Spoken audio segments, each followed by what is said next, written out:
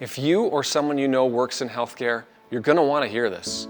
Over the years, you have probably wondered how the pay for healthcare workers is determined, and quite frankly, why is it so low? If you work in long-term care, a retirement home, or a hospital, you are deemed an essential service and you cannot go on strike when collective bargaining breaks down.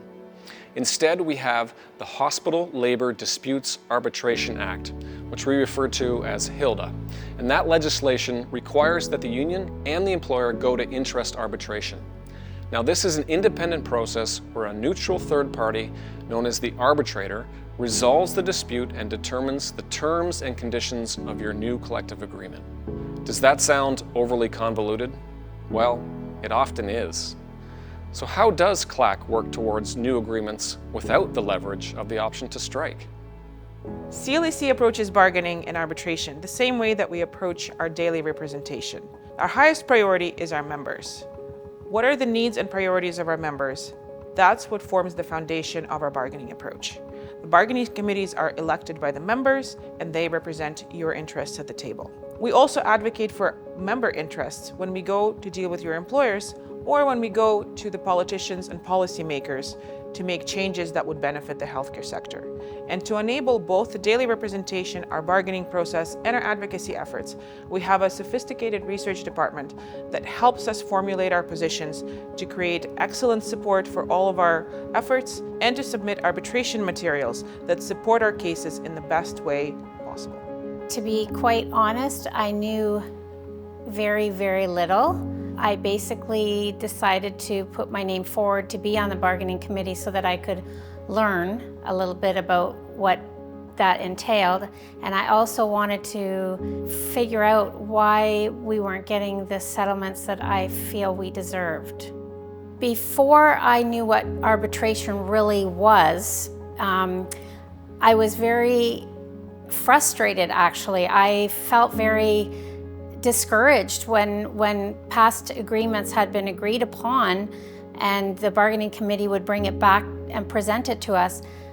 I felt very almost angry. I felt like CLAC wasn't doing enough. I felt like the bargaining committee didn't do enough. And now that I've gone through the process, I know how hard and how aggravating it can really be to come to an agreement that works for everybody, not just for the particular home that I work for. In healthcare in Ontario, the wages unfortunately are not nearly high enough to reflect the work that people do. Unlike in other sectors where people can go on strike to secure better wages and better conditions of employment, in healthcare in Ontario, people are unable to do that. And most disputes are resolved either at the bargaining table or quite often at the arbitration stage. What that means is that instead of the economic leverage, our decision-making is often left up to arbitrators who determine what the wages and the terms and conditions of employment in healthcare look like.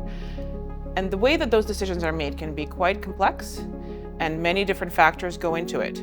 But ultimately, the result is often not up to the parties, and that explains why the wages are what they are.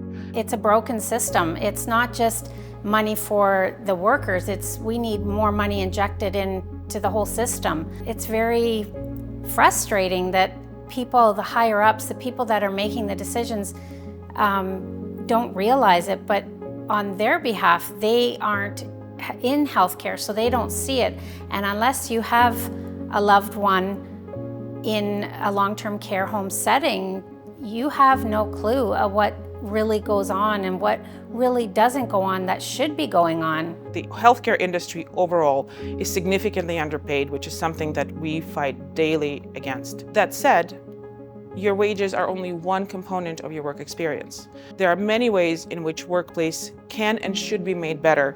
Looking for those things and making those improvements is something that CLEC is very passionate about and something that we prioritize very highly at the bargaining table and something where we have had significant success over the years in many of our collective agreements, even in this very difficult and very constrained arbitration system.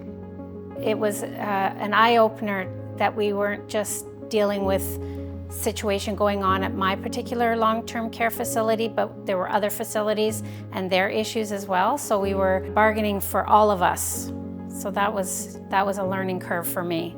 Arbitrators look at what other arbitrators have done, what other parties have done in the industry, what the conditions of employment are in one of the more than 1,000 retirement homes in Ontario.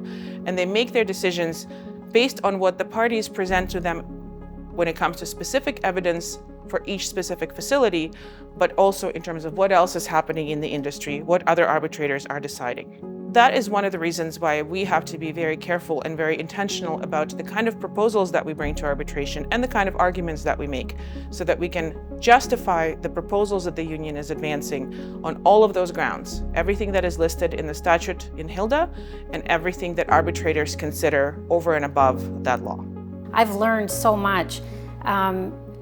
Thank goodness to have CLAC to kind of guide us what's important and what's, even though there are issues that are still important but not as important, and what we're likely to achieve and what we are not likely to achieve. So let's not waste our time on those issues. Let's just go for what we can hopefully achieve. We are always looking for new ways and new approaches for improving the system and for improving the outcomes of the system as well. Recently, CLAC engaged in a very exciting opportunity to have a lobby day at Queen's Park. We took a group of our members from different parts of Ontario working in different kinds of facilities and several CLAC reps. We went to Queen's Park. We met with several politicians and policy people to make sure that they understand some of the challenges that our healthcare workers are facing in the workplace. Our members did a great job telling their stories, communicating their experiences, so that politicians who make decisions about funding and regulating your workplaces understand what it is that you do, what challenges you face, and what they need to do to make sure that people stay in healthcare and continue to deliver services for our patients. Having worked in this field for as many decades as I have, I honestly think the best thing that a person can do that's working in long-term care is get involved. Get involved. I have for years never cracked open the contract book. I knew nothing about it. Anytime I had a question, I went to a union steward or a fellow worker who I knew was more schooled in what was in the contract. But your best bet is to actually get involved in the process. Sign up to be a union steward. Don't just be that person like I have been for years that complains and chews every time a new contract comes in. Get involved and figure out and find out why things are the way they are. One of the ways for members to be involved, even if you are not a steward or a member of the bargaining committee, is to simply stay engaged. Reach out to the union with your questions, reach out to your stewards with your concerns. If you are nominated to be a steward or a bargaining committee member, please consider this opportunity very seriously. These positions are important.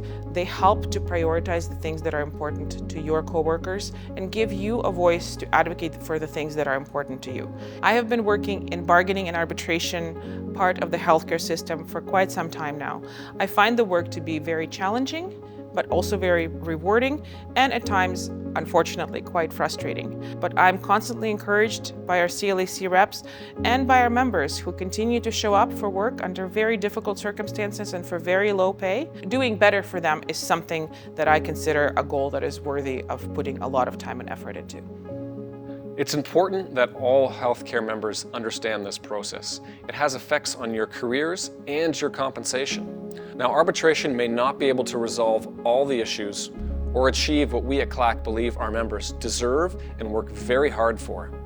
Yet, it does provide protection for workers and stability for the industry. Now, CLAC is advocating to improve this process through legislative change.